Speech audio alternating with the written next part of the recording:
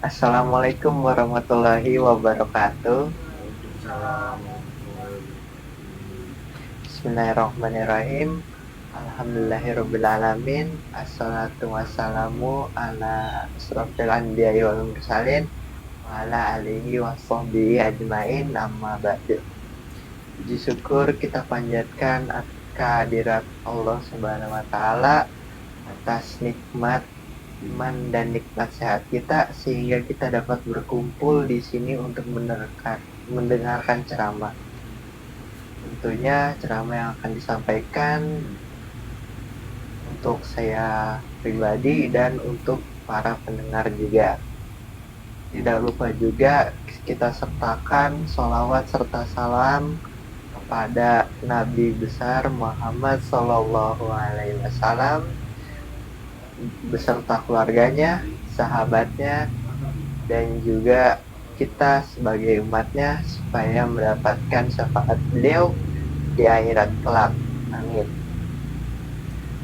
Pertama-tama tentu saja setiap makhluk hidup akan mendapatkan masalah atau ujian. Tidak terkecuali. Bahkan semut pun makhluk yang terkecil saja juga mendapatkan sebuah masalah, yaitu terinjak oleh makhluk lain. Sehingga makhluk apapun itu pasti akan mendapatkan masalah. Tapi masalah yang dihadapi tentu saja ada dua pilihan, yaitu kita berusaha dan berdoa untuk menghadapi masalah tersebut, atau kita dapat menyerah begitu saja. Tapi tentunya setiap masalah yang diberikan oleh Allah merupakan masalah yang dapat kita tangani. Karena tidak mungkin Allah memberikan sebuah ujian atau masalah kepada hambanya jika hamba tersebut tidak mampu. Karena Allah memberikan sebuah ujian ataupun masalah hidup kepada hamba-hambanya itu memiliki dua tujuan.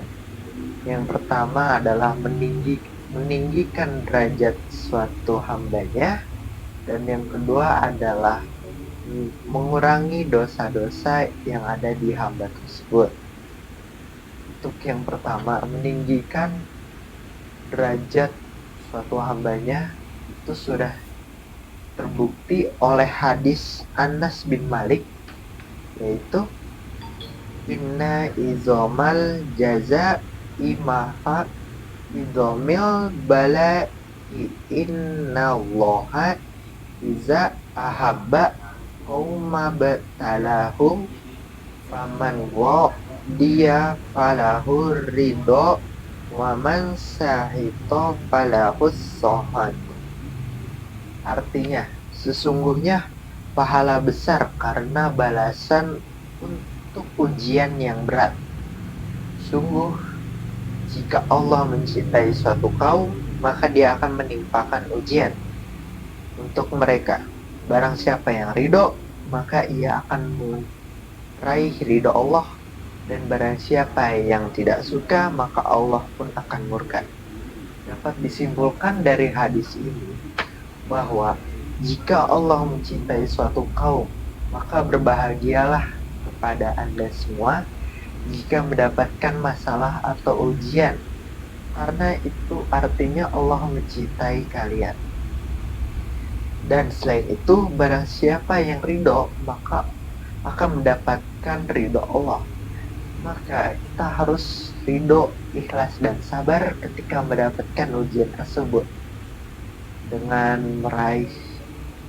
berusaha sesungguhnya, tentu saja. Dan barang siapa yang tidak suka, maka Allah pun akan murka. Nauzubillahimindzalik, semoga kita mendapatkan kesabaran dan jalan untuk menghadapi semua ujian tersebut. Lalu yang kedua adalah menghapus dosa-dosa suatu hambanya. Kenapa menghapus dosa-dosa ini? Karena insya Allah pada suatu saat nanti dosa kita pada saat di akhirat dapat berkurang sehingga memperbesar kita untuk masuk ke dalam surga.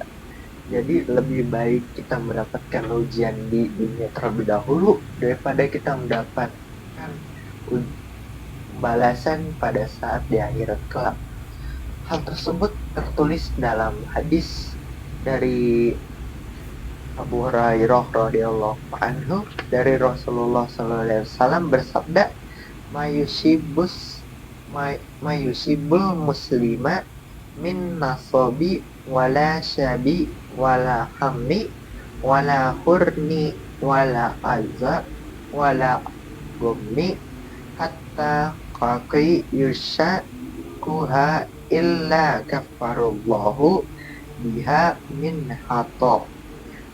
Yang artinya, tidaklah seorang muslim itu ditimpa musibah baik berupa rasa lelah, rasa sakit, rasa khawatir, rasa sedih, atau rasa gelisah, sampai duri yang melukainya melainkan dengannya Allah untuk mengampuni dosa-dosanya.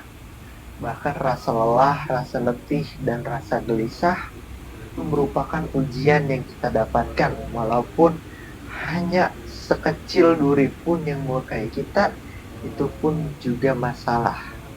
Tapi tujuan dibalik dari masalah itu adalah untuk menghapus dosa-dosa kita, karena tidak mungkin Allah memberikan ujian tanpa ada makna dibaliknya. Dapat disimpulkan dari kedua hadis tersebut bahwa setiap ujian harus dihadapi dengan ikhlas dan sabar dan bersungguh-sungguh. Dan semua itu kita harus siap akan hal yang terjadi.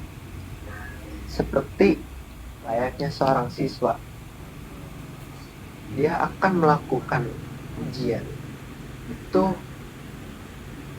dengan hal-hal yang telah dia pelajari, sehingga dia mampu untuk menghadapi ujian tersebut.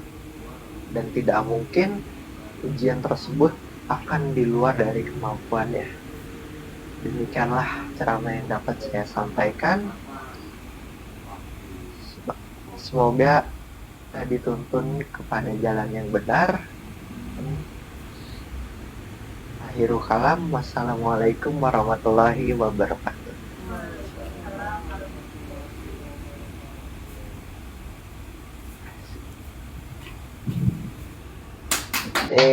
Dah.